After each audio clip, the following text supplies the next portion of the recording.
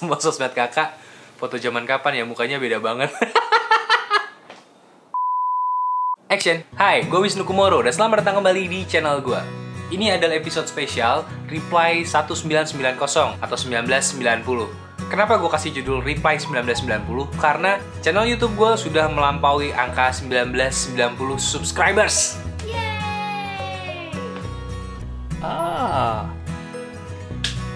Ya, terima kasih banget udah mensubscribe ke channel ini, udah likes di channel ini, dan sudah nonton video ini. Gue terima kasih banget kepada kalian, dan terima kasih juga yang udah mengirimkan pertanyaan-pertanyaan yang keren-keren banget ke video gue yang sebelumnya, dan akan gue jawab di video ini. Ada beberapa pertanyaan yang memang agak seragam, jadi akan gue jawab secara bersamaan ya, jadi gue gabung pertanyaannya. Dan pertanyaan yang paling spektakuler akan gue berikan apresiasi dari gue, yaitu berupa gue akan giveaway satu buku ini berjudul Little Rise. Ini ngebahas tentang Xiaomi, dan ini pernah gue bahas juga di video, pernah gue review sekali. Ini tulisannya Clay Shirky. Ini buku agak jarang memang di toko buku, jadi gue harap ini bisa menjadi apresiasi yang sepadan lah dengan pertanyaan keren yang kalian kirim. Gue akan bacain pertanyaan pertama. Bang, ceritain awal mulanya lu suka sama Xiaomi. Apa yang buat lu suka sama Xiaomi? Bang, kenapa bisa jatuh cinta dengan Xiaomi? Apakah dipelet atau diracun? Gue nggak dipelet, gue nggak diracun. Awal mulanya gue suka dengan Xiaomi adalah waktu itu gue lagi diskusi sama temen gue yang juga salah satu orang yang berkecimpung lah di industri smartphone lokal. Dia adalah salah satu marketing manager dari salah satu pabrikan lokal. Itu beberapa tahun yang lalu, dan waktu gue diskusi sama dia, dia ngasih tahu ke gue kalau ada satu brand dari China yang memang lagi naik daun di China, dan di situ gue dikasih tahu yang namanya Xiaomi. Kenapa gue bisa suka? Karena gue suka dengan value-nya Xiaomi. Xiaomi punya value menciptakan teknologi bagus dengan harga terjangkau. Bang, kalau Xiaomi buka official service center di Indonesia, sama semua produknya dijual resmi di Indonesia, apa yang bakal lu lakuin? Mengucapkan selamat. Udah gitu doang sih. Karena prosesnya nggak gampang bro untuk bikin service center di Indonesia secara resmi langsung dari Xiaomi-nya ya, kecuali dia kerjasama dengan authorized service center. Dan kalau semua produknya dijual resmi di sini, ya gue akan mengucapkan selamat. Kenapa? Karena ada kontribusi Xiaomi terhadap pajak negara, gitu aja sih. Gue terima kasih banget ke Xiaomi kalau gitu. Bang, kenapa tiap unboxing alat yang dipakai buat ngebuka aneh-aneh banget? Gue juga nggak tahu kenapa. Jadi gue kalau mau ngebuka atau unboxing, misalkan nih, ini ada paket nih. Ini paket yang belum gue buka ya. Ini ada paket ini. Gue mau unboxing, gue tinggal merem. Terus gue buka mata gue lihat sekeliling. Kalau ada benda sekeliling gue yang tajam, gue ambil, tuh gue buka. Jadi sebelum shoot pasti kayak gitu. Kak, mau nanya nih, apa lo nggak suntuk kak kalau bikin video di kamar angle-nya itu mulu? Pengenlah lihat seberantakan apa kamar lo kak? Jangan, lo jangan lihat. Kasihan mata lo. Apakah gue suntuk atau enggak?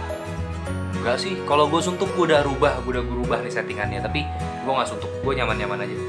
Bang, dapat motivasi dari mana? Dari WhatsApp, Mapren kah? Wah, ini orang timur ya. Ini pertanyaannya mirip dengan Bang, dari mana kepikiran mau bikin YouTube? Sama juga nih kayak Agung Pratama nih, gila pertanyaan banyak banget. Lo mau wakili keluarga lo ya, nanya semua ya? Oke, jadi kalau ditanya kenapa gue membuat channel YouTube, alasannya karena gue suntuk dengan pekerjaan gue waktu itu. Gue mulai melakukan video 1 minute, jadi 1 minute vlog waktu itu. Tujuannya cuma ya share kejenuhan gue aja, hal-hal satir yang gue temukan. Tapi makin kesini gue makin sadar kalau gue punya banyak hobi yang mungkin orang lain juga punya hobi tersebut. Kenapa tidak dipertemukan melalui sebuah video? Kalau lo butuhnya motivasi, lo coba tanya sama YouTuber yang memang memulai segalanya dengan motivasi. Tuh, lo tanya aja sama yang katanya sih ngejual mile time. Nah itu lo tanya aja sama orangnya. Motivasi banget orang. Apa yang diharapkan di tahun 2017 ke depannya? 2017 berharap bisa kebeli rumah baru, bisa kebeli kendaraan baru, liburan ke luar negeri sering-sering, mungkin di akhir tahun masuk YouTube Rewind. Paling nggak sekeren YouTube Rewind-nya Semarang kayak kemarin, tuh keren banget. Salut buat YouTuber Semarang, keren. Bang, kenapa di videonya sering banget galau? Apakah galau itu merupakan motivasi abang untuk hidup? Dan abang kapan nikah nih?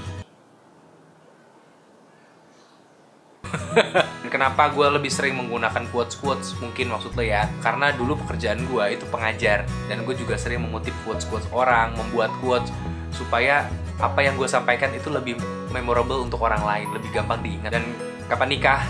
Kita tunggu Q&A berikutnya. Bang, apa sih yang memotivasi lo buat video-video game jadul kayak begini terus? Sama apa sih yang paling mengesankan ketika lo lagi main game-game itu? Oke, pertanyaannya agak mirip nih dengan Bang, dari kapan mulai mengoleksi game-game jadul? Bang, mau nanya game apa yang paling sering abang mainin waktu kecil? Game jadul yang pernah abang mainin dari kecil sampai sekarang sebenarnya apa sih yang benar-benar berkesan buat diri abang? Kenapa game-game jadul bisa ngasih kesan yang dalam buat kita ya? Raffi Gufron. Jadi pertanyaannya banyak nih tadi nih. Gue jawab semua pertanyaannya mengenai game jadul. Kenapa gue buat video game jadul? Karena gue suka. Sesimpel itu alasannya. Terus game apa yang paling berkesan untuk gue sampai gue sekarang? Harvest Moon Back to Nature. Berkat Harvest Moon gue belajar bahasa Inggris. Berkat Harvest Moon gue belajar tentang apa itu percintaan dan menjalin hubungan baik dengan orang. Dan yang paling penting menurut gue adalah sebuah mindset. Karena waktu gue main Harvest Moon, gue tuh baca buku guide-nya. Dulu ada tuh, jadi kayak guide kapan sih ini ulang tahun, terus tiap hari ini ada eventnya apa aja. Itu gue baca terus, jadi dari kecil gue belajar bahwa kalau gue pengen rasa penasaran gue terjawab, gue harus baca buku. Game itu menurut gue berkesan banget buat gue. Dan kenapa game jadul bisa ngasih kesan yang mendalam buat kita? Menurut gue karena game-game dahulu itu udah jadi.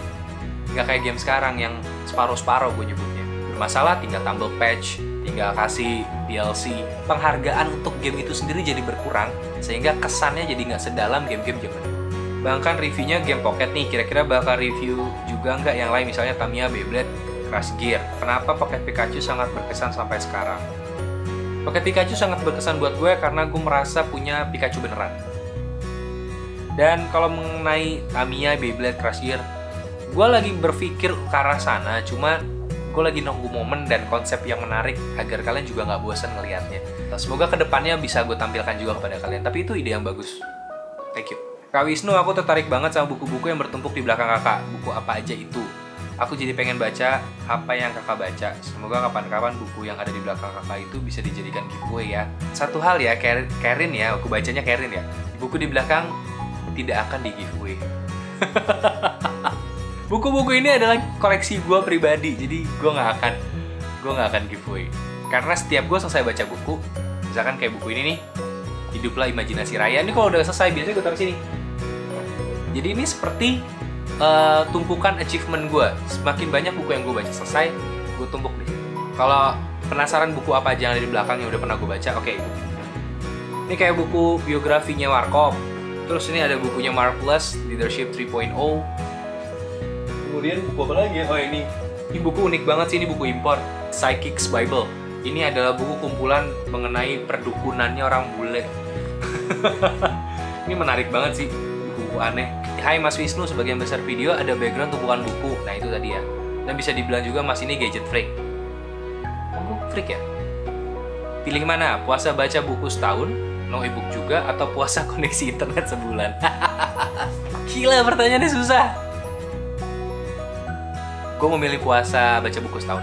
Buku sebenarnya adalah sejarah yang kemudian dicetak ke dalam bentuk kertas atau medium tertentu. Tapi sudah menjadi sejarah, jadi sudah terlewatkan informasinya. Tapi kalau internet nggak cuma bisa mencakup itu, internet juga bisa mencakup apa yang akan kemungkinan terjadi.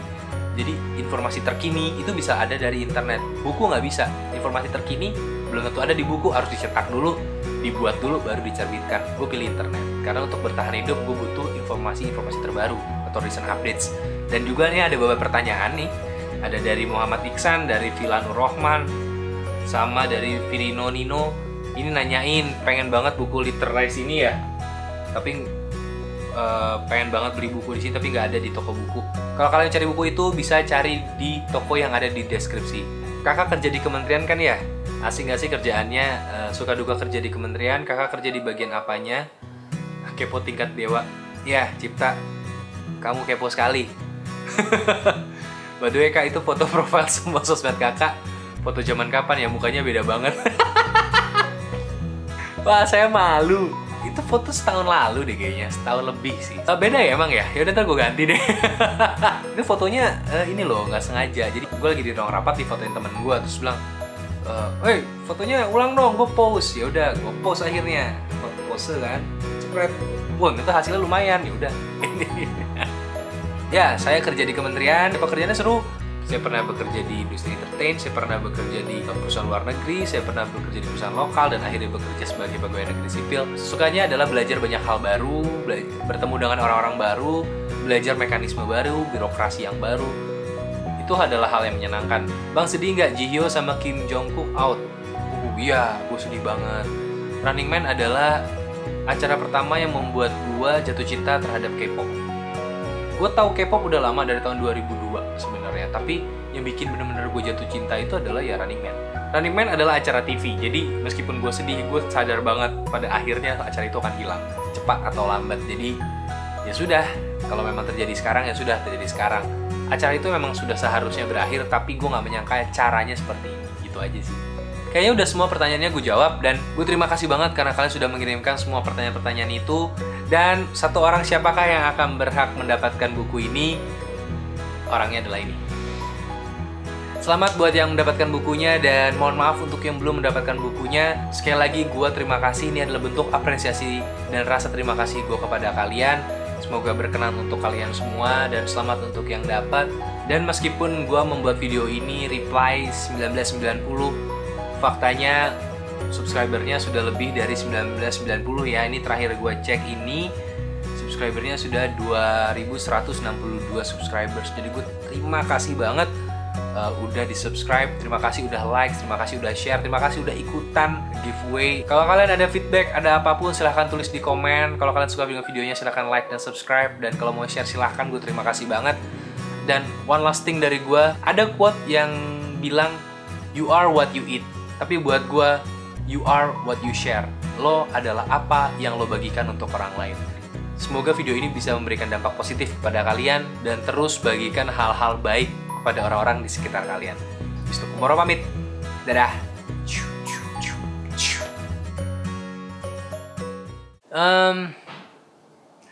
Gue bingung sih sebenarnya. Gue pengen banget ngajak collab YouTuber lain, tapi gue nggak tahu siapa, dan gue nggak tahu gimana cara ngontak mereka.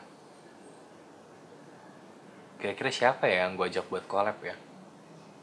Atau siapa yang pengen ngajak gue collab ya?